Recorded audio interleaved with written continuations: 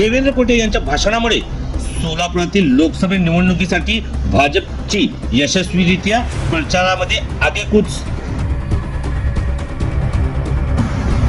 सोलापुरातील लोकसभेची रणधुमाळी उडालेली आहे।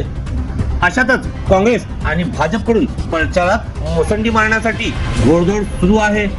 आणि याचाच भाग म्हणून काँग्रेसकडून आमदार प्रणिती शिंदे हे गेल्या 10 वर्षात भारतीय जनता पक्षाच्या खासदारांनी सोलापूरच्या विकासासाठी काय केले असे प्रश्न उपस्थित करून विरोधकांच्या पाठीमागे अनेक प्रश्न उपस्थित केलेले आहे आणि प्रचारावर आपली आघाडी मिळवलेल्याची चित्र आतापर्यंत दिसत होती। काँग्रेसचे उमेदवार प्रणिती शिंदे यांनी सोलापुरातील पाण्याची समस्या, सोलापुरातील विमानतळ, सोलापुरातील 10 वर्षातील बेरोजगारी, सोलापुरातील युवकांचा रोजगारासाठी पुणे मुंबईकडे पलायन, सोलापूर सिद्धेश्वर कारखान्याची चिमणी, सोलापुरातील अंतर्गत रस्ते आणि गेल्या 10 वर्षात भाजपच्या खासदारांकडून सोलापुरातील विकासासाठी न केलेले अनेक प्रश्न,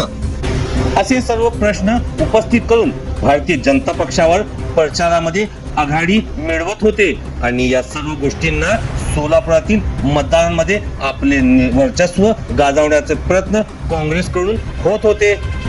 आणि विकासाच्या ह्या मुद्द्यांमध्ये भारतीय जनता पक्ष कुठेतरी पाठीमागे जात आहे अशी चित्र निर्माण होत होती।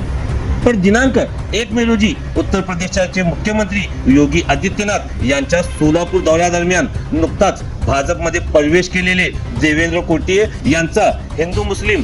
अवेसी आणि बांगलादेशी अशा भाषणांमुळे भारतीय जनता पक्ष पुन्हा एकदा चर्चामध्ये आलेला आहे आणि यामध्ये AIMIM पक्षाचे कार्यकर्त्यांकडून आणि काही समाजसेवकांकडून या सर्व गोष्टींवर प्रत्युत्तर देऊन आतापर्यंत विकासाच्या नावाने चालणाऱ्या निवडणुकीला हिंदू मुस्लिम रंग देऊन आणि वाद प्रतिवाद करून भारतीय जनता पक्षाला आघाडीवर आणल्याचे चित्र सध्याच्या घडीला दिसत आहे।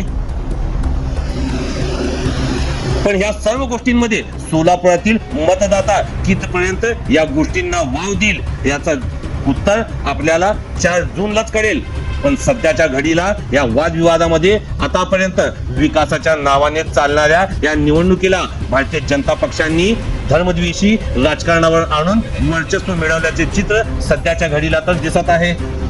या सर्व गोष्टींवर आपलं काय म्हणणे आहे याचं उत्तर आपण आम्हाला आमच्या कमेंट सेक्शन मध्ये जरूर द्या आणि आतापर्यंत आपण आमचं चॅनल सबस्क्राईब केलं नसेल तर सबस्क्राईब, लाईक आणि शेअर जरूर करा।